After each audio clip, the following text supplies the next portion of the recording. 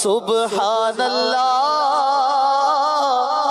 ما اجمل کا ما حسن کا ما اکمل کا نحمده ونصلي على رسوله النبي الكريم الأمين اما بعد فاعوذ بالله السميع العليم من الشيطان الرجيم بسم الله الرحمن الرحيم قال الله تبارك وتعالى في القرآن الحكيم ان الله وملائكته يصلون على النبي يا أيها الذين آمنوا صلوا عليه وسلموا تسليما الصلاة والسلام عليك يا رسول الله الصلاة والسلام عليك يا نبي الله الصلاة والسلام عليك يا شفيع المذنبين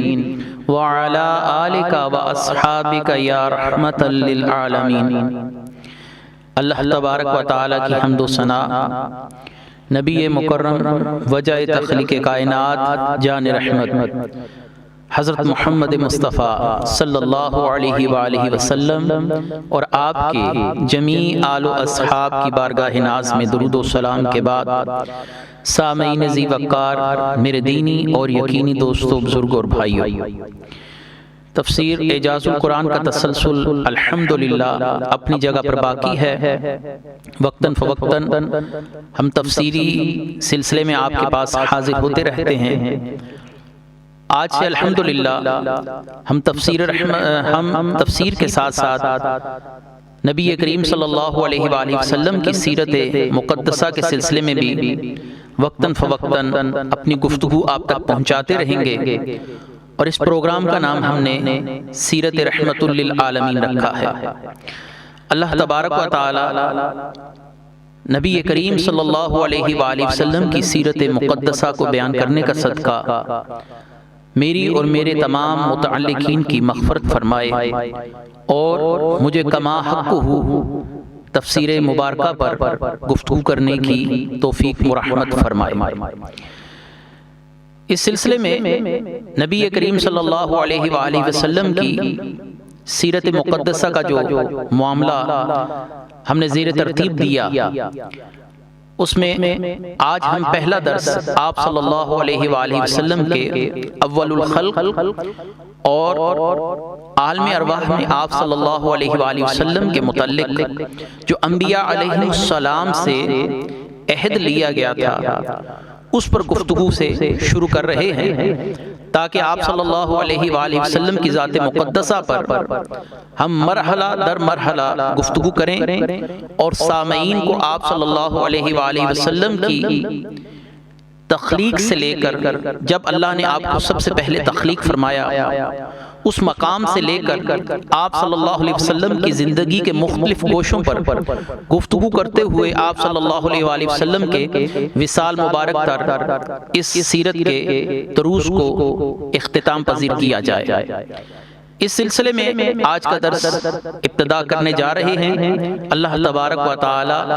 میری اور میرے تمام متعلقین، سامعین اور تمام دینی اور یقینی میرے جتنے بھی متعلقین ہیں اس پروگرام کو سن رہے ہیں، تو اللہ تبارک و تعالی اس درس کے سلسلے میں ان کو اپنے کردار کی اصلاح کرنے کی توفیق عطا فرمائے، اور آپ صلی اللہ علیہ وآلہ وسلم کی محبت کا نور ہم سب کے دلوں میں منور فرمائے۔ اللہ تبارک و تعالی نے کائنات میں آپ صلی اللہ علیہ وآلہ وسلم کو تمام مخلوقات میں سب سے پہلے تخلیق فرمایا، اور آپ صلی اللہ علیہ وآلہ وسلم کا نور مقدس تمام مخلوقات سے پہلے معرض وجود میں آیا، اور اس کے بعد اللہ تبارک و تعالی نے نبی کریم صلی اللہ علیہ وآلہ وسلم کی تخلیق کے بعد آپ کے بعد اللہ تبارک و تعالی نے دیگر مخلوقات کو پیدا فرمایا۔ میں کوشش کروں گا کہ اپنے ہر درس میں دلائل و براہین کے ساتھ اپنی پیش کردہ تقریر اور اپنی پیش کردہ دروس پر حوالہ جات دے سکوں، تاکہ دیکھنے والوں کے لیے، سننے والوں کے لیے مزید قلبی اطمینان کا سامان ہو سکے۔ آپ صلی اللہ علیہ وآلہ وسلم جب معراج کی رات مسجد اقصی میں تشریف لے کر گئے اور مسجد اقصی میں آپ صلی اللہ علیہ وآلہ وسلم کی دیگر انبیاء علیہ السلام کے ساتھ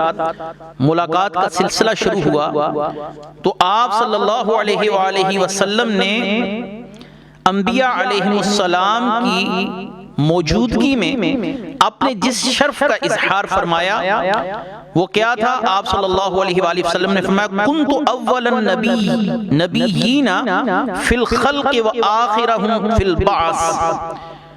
میں تخلیق کے اعتبار سے تمام انبیاء علیہ السلام میں سب سے پہلا نبی ہوں اور بعثت کے اعتبار سے تمام انبیاء کے بعد اللہ تبارک و تعالی نے مجھے مبعوث فرمایا۔ امام رازی نے اپنی کتاب الفوائد کے اندر اس کو نقل کیا اور امام بغوی رحمۃ اللہ علیہ نے معالم التنزیل اپنی تفسیر کے اندر اس حوالے کو پیش کیا کہ آپ صلی اللہ علیہ وسلم نے فرمایا کنت اول النبیین فی الخلق وآخرہم فی البعث، بعثت کے اعتبار سے تمام انبیاء کے بعد اور تخلیق کے لحاظ سے آپ صلی اللہ علیہ وسلم کو اللہ تبارک و تعالی نے سب سے پہلے پیدا فرمایا۔ اور دوسری حدیث مبارکہ یہ بھی سیدنا ابو ہریرہ رضی اللہ تعالیٰ عنہ سے مروی ہے جس کو امام کیسرانی نے اپنی کتاب ذخیرۃ الحفاظ کے اندر نقل کیا۔ آپ صلی اللہ علیہ وسلم سے حضرت ابو ہریرہ رضی اللہ تعالیٰ عنہ اس روایت کو بیان کریں ان ابی ہریرہ ان رسول اللہ صلی اللہ علیہ وسلم قال کنت اول الناس فی الخلق وآخرہم فی البعث۔ حضرت ابو ہریرہ بیان فرماتے ہیں کہ نبی کریم صلی اللہ علیہ وآلہ وسلم نے فرمایا میں تخلیق کے اعتبار سے تمام لوگوں میں سب سے پہلا ہوں اور بعثت کے اعتبار سے تمام انبیاء کے بعد ہوں۔ تو آپ صلی اللہ علیہ وآلہ وسلم کا اول الخلق ہونا، آپ کا سب سے پہلے تخلیق ہونا، یہ آپ صلی اللہ علیہ وسلم کی اپنی احادیث مبارکہ سے ثابت ہے۔ ایک اور حدیث مبارکہ جس کو امام بغوی رحمۃ اللہ علیہ نے اپنی تفسیر معالم التنزیل میں نقل کیا اور امام ثعلبی نے اپنی تفسیر الکشف والبیان کے اندر بھی اس کو نقل کیا۔ ان ابی ہریرہ ان رسول اللہ صلی اللہ علیہ وسلم قال کنت اول النبیین فی الخلق وآخرہم فی البعث قال وذلك قول اللہ عز وجل وَإِذْ أَخَذْنَا مِنَ النَّبِيِّينَ مِيثَاقَهُمْ وَمِنْكَ وَمِن نُوحٍ وَإِبْرَاہِيمَ وَمُوسَى وَعِيسَى ابْنِ مَرْيَمَ۔ یہ سورہ الاحزاب کی آیت کی تفسیر میں آپ صلی اللہ علیہ وآلہ وسلم نے ارشاد فرمایا میں خلق کے اعتبار سے سب سے پہلا نبی ہوں اور بعثت کے اعتبار سے تمام انبیاء کے بعد مبعوث ہوا، یعنی آخر میں مبعوث ہوا۔ حضرت ابو ہریرہ رضی اللہ تعالیٰ عنہ فرمایا یہ فرمان الہی اسی کے متعلق ہے جو میں نے آپ کے سامنے سورہ الاحزاب کی آیت نمبر 7 پڑھی۔ تو آپ صلی اللہ علیہ وآلہ وسلم کو اللہ تبارک و تعالیٰ نے سب سے پہلے تخلیق فرمایا۔ اگر آپ صلی اللہ علیہ وآلہ وسلم کی اللہ تبارک و تعالیٰ تخلیق نہ فرماتے، آپ کو پیدا نہ فرماتے، تو اللہ تبارک و تعالیٰ کائنات میں کسی چیز کو بھی پیدا نہ فرماتے۔ اس پر بھی میں آپ کے سامنے احادیث مبارکہ پیش کرتا ہوں کہ آپ صلی اللہ علیہ وآلہ وسلم وجہ تخلیق کائنات ہیں۔ اس حدیث مبارکہ کو امام طبرانی نے المعجم الاوسط کے اندر روایت کیا۔ حدیث مبارکہ حضرت عمر بن خطاب رضی اللہ تعالیٰ عنہ یعنی عمر فاروق رضی اللہ تعالیٰ عنہ سے مروی ہے قال رسول اللہ صلی اللہ علیہ وسلم، آپ صلی اللہ علیہ وسلم نے ارشاد فرمایا لما اذنب آدم الذی اذنبہ رفع رأسہ الی العرش فقال اسألک بحق محمد الا غفرت لی فأوحى اللہ الیہ وما محمد ومن محمد فقالت تبارک اسمک لما خلقتنی رفعت رأسی الی عرشک فاذا فیہ مکتوب لا الہ الا اللہ محمد رسول اللہ فعلمت انہ لیس احد اعظم عندک قدرا ممن جعلت اسمہ مع اسمک فاوحى اللہ الیہ یا آدم انہ آخر النبیین من ذریتک وان امتہ آخر الامم من ذریتک ولولا ہوا یا آدم ما خلقتک۔ حدیث مبارکہ یہ امام طبرانی نے المعجم الاوسط میں روایت کی اور امام جلال الدین سیوطی نے در منصور میں بھی اس روایت کو نقل کیا۔ حضرت عمر بن خطاب رضی اللہ تعالیٰ عنہ ارشاد فرماتے ہیں کہ نبی کریم صلی اللہ علیہ وسلم نے ارشاد فرمایا جب آدم علیہ السلام سے لغزش سرزد ہوئی تو انہوں نے اپنا سر آسمان کی طرف اٹھایا اور عرض گزار ہوئے یا اللہ میں تیرے محبوب صلی اللہ علیہ وسلم کے وسیلے سے تیری بارگاہ میں سوال کرتا ہوں تو مجھے معاف فرما دے۔ اس پر اللہ تبارک و تعالیٰ نے آپ کی طرف وحی فرمائی، یعنی حضرت آدم علیہ السلام کی طرف وحی کی گئی محمد مصطفیٰ کیا ہے اور محمد مصطفیٰ کون ہے، یعنی آپ نے کیسے جانا وہ کون ہے اور آپ نے ان کے توسل سے دعا کیوں کی۔ اس پر حضرت آدم علیہ السلام نے عرض کی اے اللہ تیرا نام پاک ہے، تیرا نام پاک ہے، جب تو نے مجھے پیدا فرمایا تو میں نے اپنا سر تیرے عرش کی طرف اٹھایا، وہاں میں نے لا الہ الا اللہ محمد رسول اللہ لکھا ہوا دیکھا، لہٰذا میں جان گیا تیرے نزدیک اس ہستی سے بڑھ کر کوئی قدر و منزلت والا نہیں ہے کہ جس کا نام تو نے اپنے نام کے ساتھ عرش پر لکھا ہوا ہے۔ اس پر اللہ تبارک و تعالیٰ نے وحی فرمائی اے آدم وہ محمد صلی اللہ علیہ وسلم تیری نسل میں سب سے آخری نبی ہیں، ان کی امت بھی تیری نسل کی آخری امت ہوگی، اگر وہ نہ ہوتے تو میں آپ کو بھی پیدا نہ کرتا، کہ اگر محمد مصطفیٰ صلی اللہ علیہ وسلم نہ ہوتے تو میں آپ کو پیدا نہ کرتا۔ یہی حدیث مبارکہ کچھ تبدیلی متن کے ساتھ الشریعہ امام آجری رحمت اللہ علیہ کی کتاب میں بھی موجود ہے، اور اس کے آخری الفاظ بھی سن لیجئے وہ کیا ہے۔ پیچھے متن وہی ہے، مفہوم وہی ہے۔ الشریعہ سے میں دوسری روایت اپنے دعوے کو معید کرنے کے لیے پیش کر رہا ہوں۔ اللہ تبارک و تعالی نے فَأَوْحَى اللَّهُ عَزَّ وَجَلَّ إِلَيْهِ بِآدَمُ يَا آدَمُ وَعِزَّتِي وَجَلَالِي، اللہ تبارک و تعالیٰ نے وہی نازل فرمائی حضرت آدم علیہ السلام کی طرف اے آدم مجھے اپنی عزت اور جلالت کی قسم انہو لآخر النبیین من ذریتک کہ آپ کی نسل میں سب سے آخری نبی محمد مصطفیٰ صلی اللہ علیہ وآلہ وسلم ہوں گے، وَلَوْلَاهُ مَا خَلَقْتُكَ اگر وہ نہ ہوتے تو میں آپ کو تخلیق نہ کرتا۔ پوری روئے زمین پر ابو الآدم سیدنا آدم علیہ السلام ہیں، آپ سے بنی نوع انسانیت کا سلسلہ چلا۔ اللہ تبارک و تعالیٰ نے ارشاد فرمایا اے آدم اگر محمد مصطفیٰ نہ ہوتے تو آپ کی تخلیق بھی نہ ہوتی،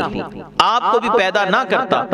تو معلوم ہوا کہ محمد مصطفیٰ صلی اللہ علیہ وسلم ہی وجہ تخلیق کائنات ہے، کیونکہ زمین و آسمان میں اللہ نے جو کچھ پیدا کیا وہ انسان کے لیے پیدا کیا، اور انسانیت کی جان انسانیت کی ابتدا حضرت آدم علیہ السلام سے ہوئی، اور وہی ابو الآدم ہے، یعنی انسان کے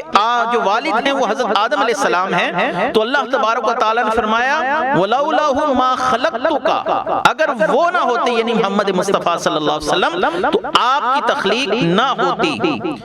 اور ایک اور حدیث مبارکہ اسی دعوے پر تیسری دلیل دے رہا ہوں کہ نبی کریم صلی اللہ علیہ وآلہ وسلم وجہ تخلیق کائنات ہیں، اور اس حدیث مبارکہ کو امام حاکم نے اپنی کتاب المستدرک کے اندر روایت کیا، اور امام خلال نے اپنی کتاب السنہ کے اندر روایت کیا۔ اس کا متن بھی سن لیجئے، یہ حضرت ابن عباس رضی اللہ تعالیٰ عنہ سے مروی ہے۔ ان ابن عباس رضی اللہ تعالیٰ عنہ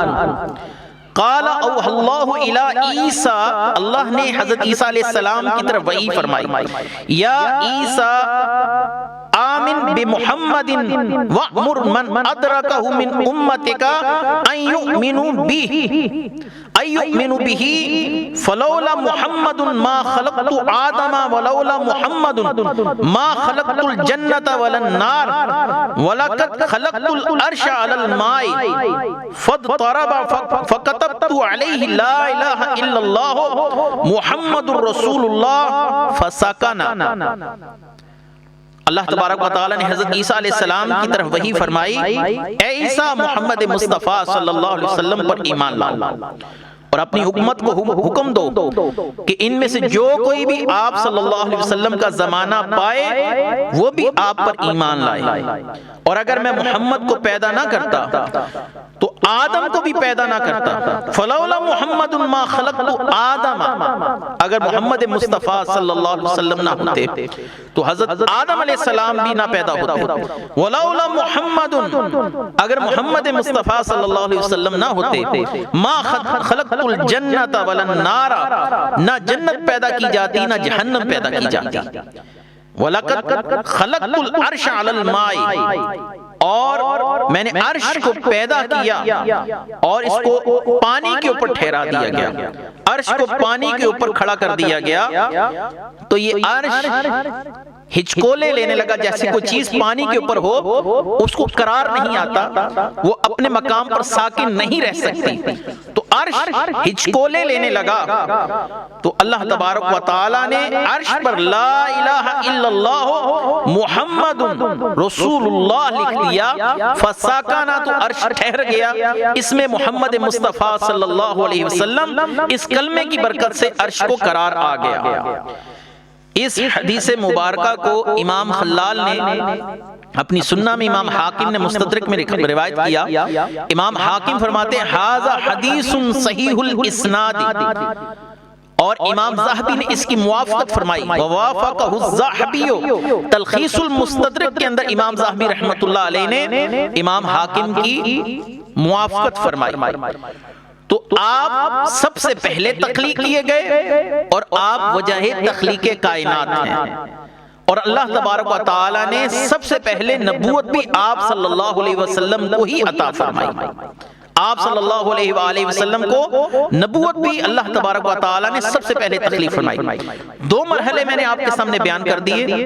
اول الخلق ہیں، وجہ تخلیق کائنات ہیں، اب اس کے بعد اگلا مرحلہ ہے کہ آپ صلی اللہ علیہ وآلہ وسلم کو نبوت میں بھی سب سے مقدم رکھا گیا۔ نبی کریم صلی اللہ علیہ وآلہ وسلم کی حدیث مبارکہ کی مشہور کتب میں، جن میں امام احمد بن حنبل کی مسند یعنی مسند امام احمد بن حنبل، امام ترمذی کی سنن یعنی سنن ابن ترمذی، مصنف ابن ابی شیبہ اور دیگر حدیث کی جید کتابیں اس سلسلے میں موجود ہیں، جن میں یہ روایت موجود ہے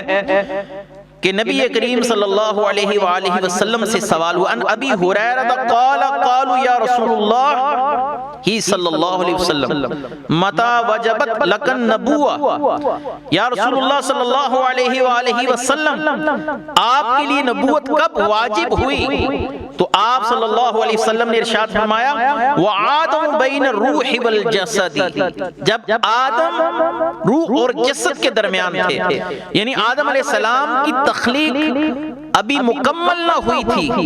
میں منصب نبوت پر فائز تھا، مجھے اللہ تبارک و تعالی نے نبوت عطا فرما دی تھی۔ امام ترمذی اس روایت کو لکھنے کے بعد اس کی صحت کو ان الفاظ میں بیان کر رہے ہیں، آپ صلی اللہ علیہ وسلم ارشاد فرماتے ہیں، ھذا حدیث حسن صحیح، یہ حدیث حسن ہے، صحیح ہے۔ اللہ نے ہمارے آقا کریم صلی اللہ علیہ وآلہ وسلم کو سب سے پہلے نبوت عطا فرمائی، آپ کو سب سے پہلے تخلیق کیا گیا، وجہ تخلیق کائنات آپ ہوئے۔ یہاں پر عام طور پر ایک سوال جو ذہنوں میں گردش کرتا ہے، ممکن ہے کہ آپ صلی اللہ علیہ وآلہ وسلم کو ابھی نبوت عطا نہ کی گئی ہوتی تو آپ کے کہنے کا مطلب یہ ہے کہ میں اللہ کے علم میں نبی تھا، یعنی ابھی شرف نبوت سے متصف نہیں ہوا، آپ کے کہنے کا یہ مطلب بھی ہو سکتا ہے۔ یہ ایک اشکال ہے جو ذہنوں کے اندر پیدا ہو سکتا ہے۔ اس اشکال کو امام سبکی رحمت اللہ علیہ نے اپنی کتاب التعظیم والمنہ کے اندر رفع فرمایا، اس کو دور کیا۔ ان کی گفتگو کا خلاصہ کچھ یوں ہے کہ اگر نبی کریم صلی اللہ علیہ وآلہ وسلم کو اللہ تبارک و تعالی نے نبوت عطا فرمانی تھی اور اشارہ آپ صلی اللہ علیہ وآلہ وسلم کا اس طرف ہے کہ میں اللہ کے علم میں نبی تھا، تو پھر ہمارے آقا کریم صلی اللہ علیہ وسلم کی کوئی خصوصیت باقی نہیں رہتی، کیونکہ اللہ کے علم میں تو حضرت آدم علیہ السلام، حضرت نوح علیہ السلام، حضرت ہود علیہ السلام، حضرت ابراہیم علیہ السلام، حضرت عیسیٰ علیہ السلام، حضرت موسیٰ علیہ السلام، دیگر انبیاء علیہ السلام کے لیے بھی اللہ کو نبوت کا علم تھا ان کی کہ یہ اپنے اپنے وقت میں اعلان نبوت کریں گے، یہ نبی ہوں گے۔ لیکن رسول اللہ صلی اللہ علیہ وآلہ وسلم کا کہنا کہ میں نبی تھا، تو اس کا مطلب ہے کہ آپ کو عالم ارواح میں سب سے پہلے اللہ تبارک و تعالی نے شرف نبوت سے متصف فرما دیا تھا۔ ہمارے امام جلال الدین سیوطی رحمت اللہ علیہ، امام قسطلانی رحمت اللہ علیہ، امام زرقانی رحمت اللہ علیہ، امام سبکی رحمت اللہ علیہ، ان لوگوں نے جو گفتگو کی ہے اس حدیث کے متعلق وہ یہی کی ہے کہ آپ صلی اللہ علیہ وسلم کو اللہ نے سب سے پہلے عالم ارواح میں نبوت عطا فرمائی۔ تو یہاں پر پھر ایک اشکال اور بھی اٹھے گا، اگر آپ کو سب سے پہلے نبوت عطا کی گئی تو پھر آپ آخری نبی کیوں کر ہوئے؟ کیونکہ عالم ارواح میں اگر آپ کو نبوت دے دی گئی تو پھر آپ صلی اللہ علیہ وسلم کے اس قول کا مطلب کیا ہے کہ لا نبی بعدی، کہ میرے بعد اب کسی اور کو نبوت نہیں دی جائے گی، نہ نبوت ملے گی، اور اس کو ہم ختم نبوت کے سلسلے میں سب سے پہلی دلیل کے طور پر پیش کرتے ہیں۔ تو اس کا جواب یہ ہے کہ عالم ارواح میں آپ صلی اللہ علیہ وسلم کو نبوت دی گئی، اور عالم اجسام میں آپ صلی اللہ علیہ وسلم کی بعثت سب سے آخر میں ہوئی، اور 40 سال کی عمر میں آپ صلی اللہ علیہ وآلہ وسلم نے جو دوسری بار اپنی نبوت کا اعلان فرمایا،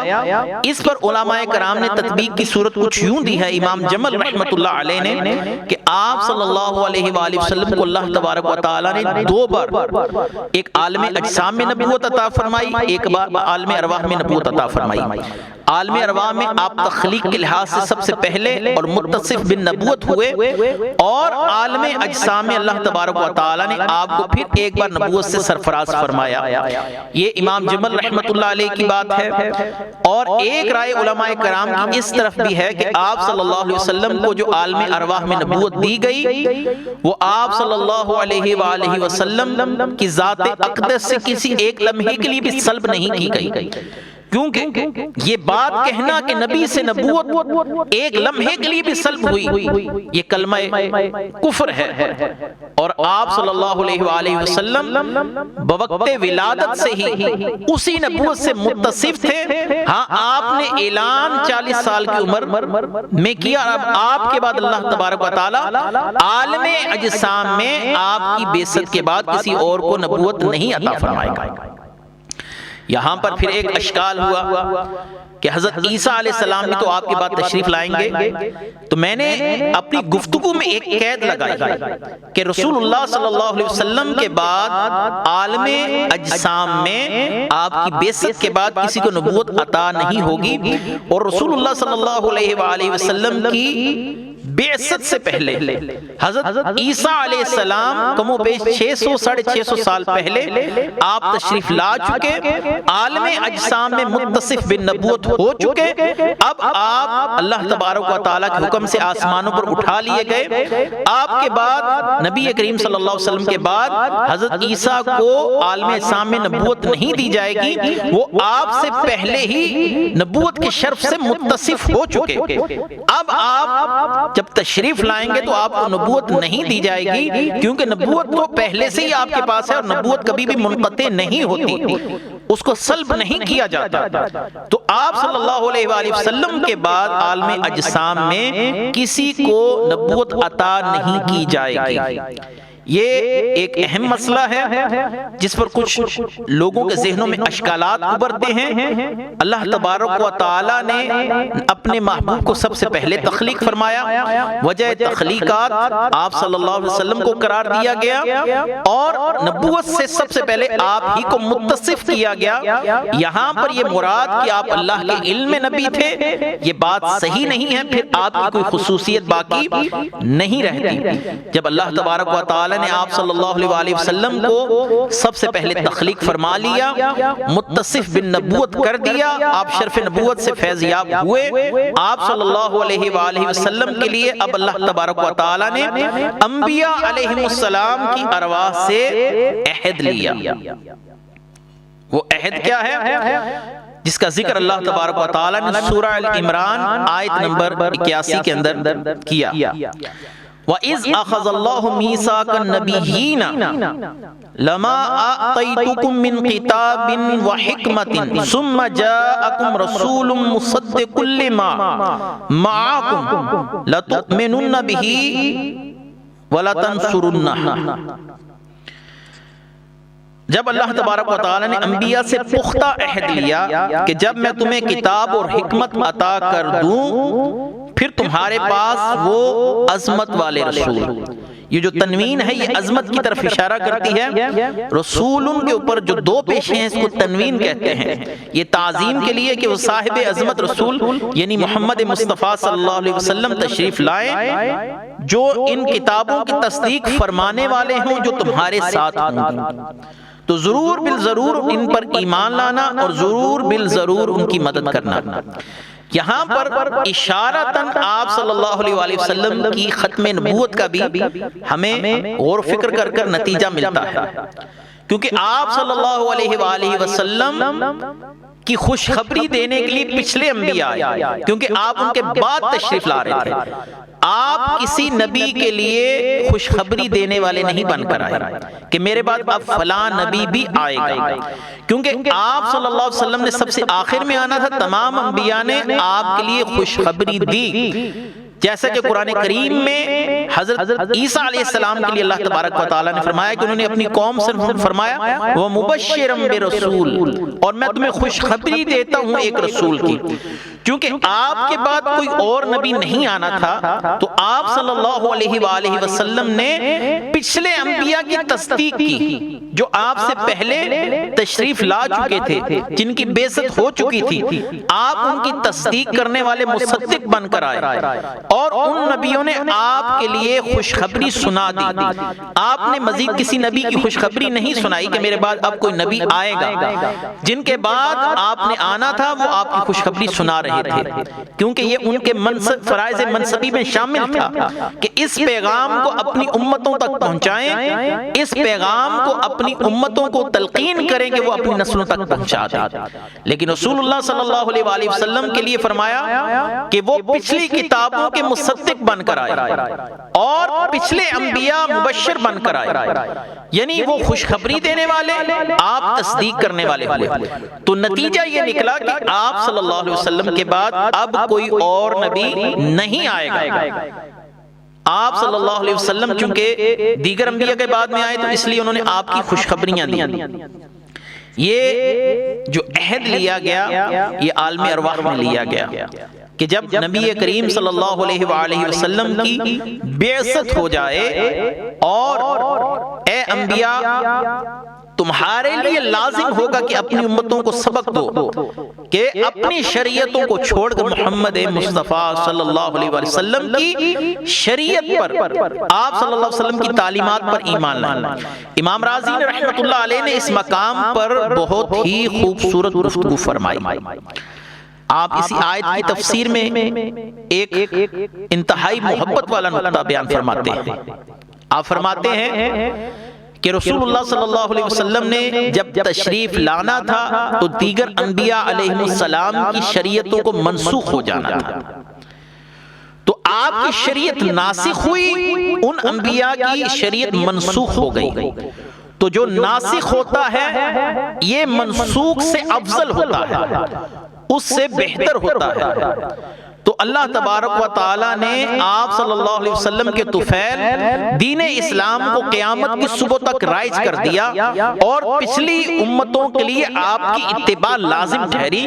تو ثابت ہوا کہ آپ صلی اللہ علیہ وسلم سب سے افضل نبی ہیں۔ آپ صلی اللہ علیہ وسلم تمام انبیاء میں سب سے افضل ہے۔ اللہ تبارک و تعالیٰ نے اس آیت مبارکہ میں بہت سی حکمتیں پنہا کر رکھی ہیں، جن پر تفسیری نکات اگر بیان کیے جائیں تو اللہ تبارک و تعالیٰ نے اپنے محبوب سے جو پیار والا معاملہ رکھا، اپنے محبوب کی جو تعظیم والا معاملہ رکھا کہ انبیاء علیہ السلام کو پابند کر دیا گیا کہ وہ محبوب کریم صلی اللہ علیہ وسلم پر ایمان لائیں، آپ کی تصدیق کریں، اور اس کے بعد انشاءاللہ جو ہمارے دروس چلیں گے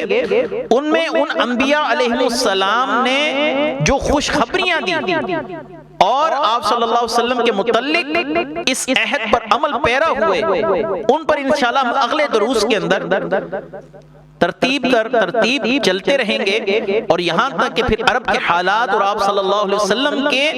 والدین کریمین آپ کے آباء و اجداد کا تذکرہ کریں گے۔ عظمت رسول کے حوالے سے اس آیت مبارکہ میں جو حکمتیں پنہا ہیں اور نبی کریم صلی اللہ علیہ وسلم کی جو عظمت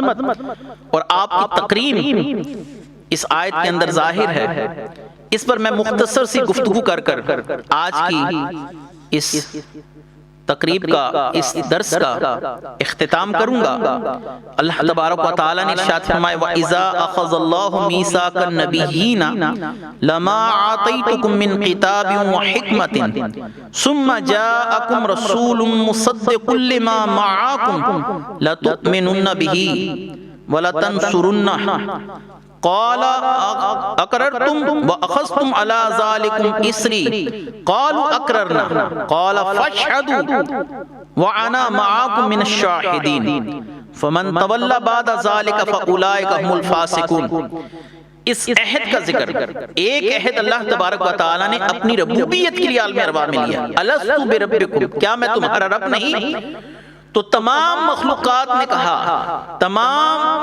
لوگوں نے کہا، جن و انس نے کہا بے شک تو ہمارا رب ہے۔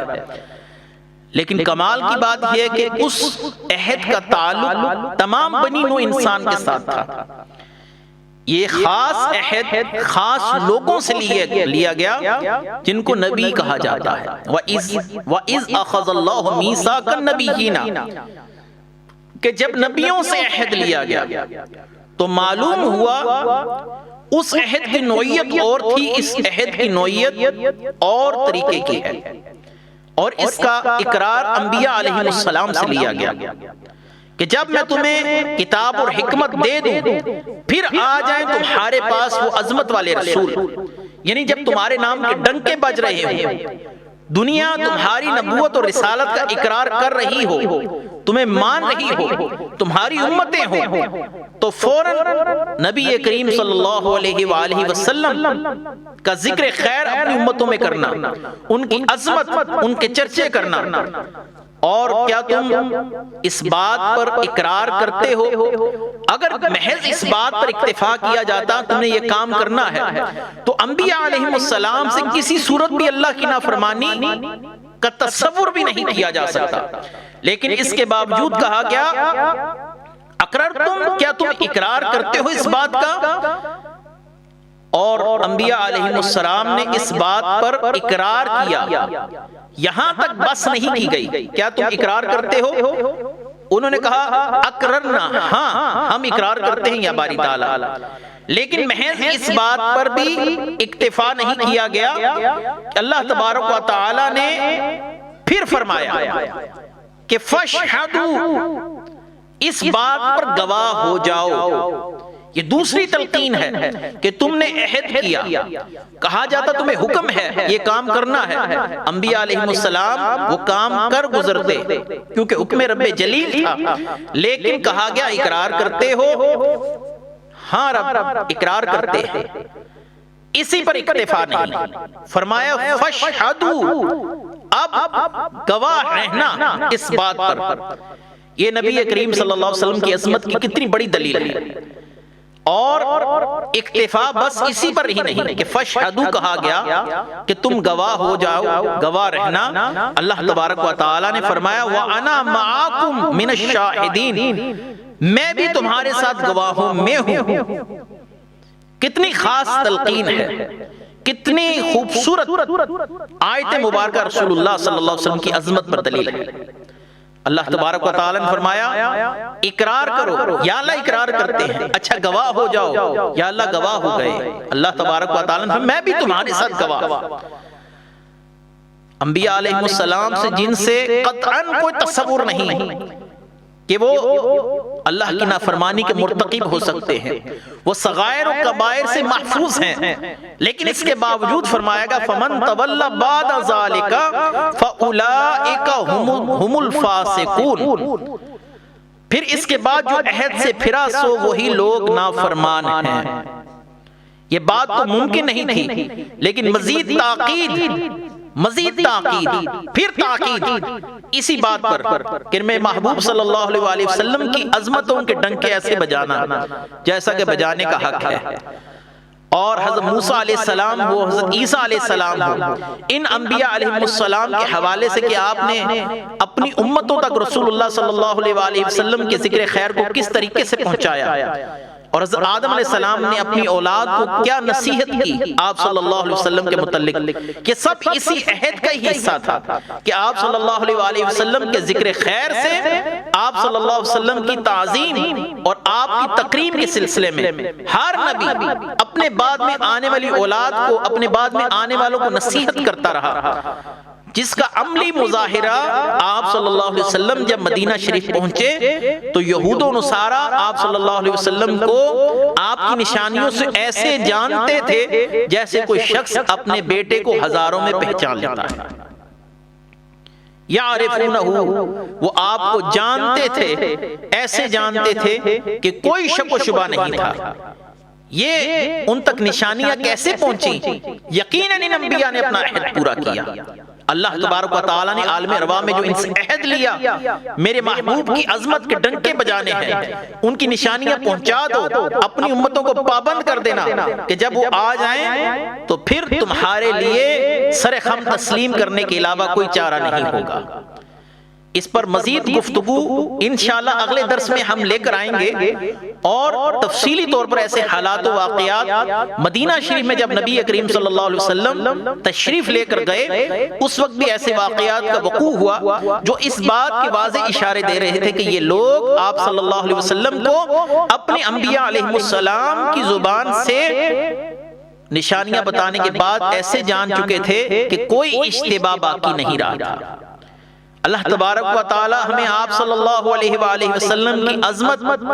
آپ کی تعظیم و تقریر کو کما حق کو جاننے کی، پہچاننے کی توفیق مرحمت فرمائے۔ یہ ہمارے لیے خوش قسمتی ہے کہ اللہ نے ہمیں اپنے سب سے محبوب نبی صلی اللہ علیہ وسلم کی امت میں پیدا فرمایا۔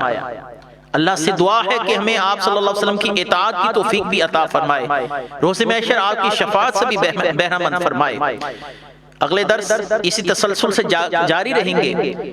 تمام حاضرین ناظرین جو بھی اس پروگرام کو دیکھ رہے ہیں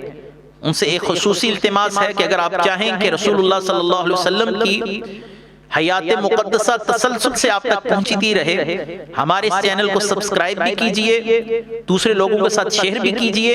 کیونکہ یہ آپ کے لیے صدقہ جاریہ ہے۔ آپ صلی اللہ علیہ وسلم نے ارشاد فرمایا الدال علی الخیر کفاعلہ، کہ جو نیکی کے کام پر سبب بنتا ہے، کسی کو وہ نیک کام کی ترغیب دیتا ہے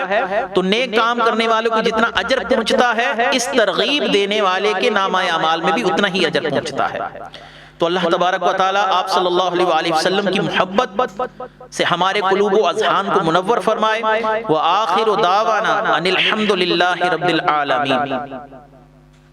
سبحان اللہ